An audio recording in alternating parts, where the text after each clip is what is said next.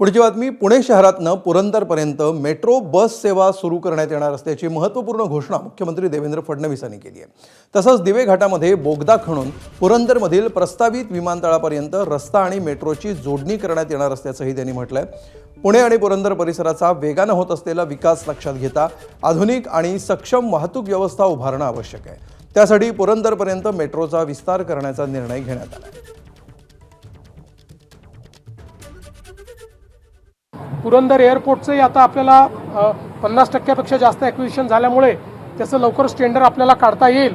तर तिथेही जाण्याकरता आपल्याला रस्ता आणि मेट्रो या दोन्हीची व्यवस्था कशी करता येईल आजच माझी चर्चा झालेली आहे आणि आम्ही फिजिबिलिटी बघतो आहोत की जर दिवे घाटामध्ये आपल्याला ट्विन टनेल तयार करता आला तर मेट्रो आणि रस्ता हा तिथनं नेला तर पुरंदर एअरपोर्टला पुण्यावरून पोहोचण्याकरता अतिशय वेगवान अशा पद्धतीचा मार्ग आपल्याला त्या ठिकाणी तयार करता येईल। आणि यासोबत पुण्याचा आउटर रिंग रोड असेल, इनर रिंग रोड असेल, HCMTR असेल, अशा सगळ्या प्रकल्पांचं काम हे आपण या ठिकाणी सुरू केलेलं आहे।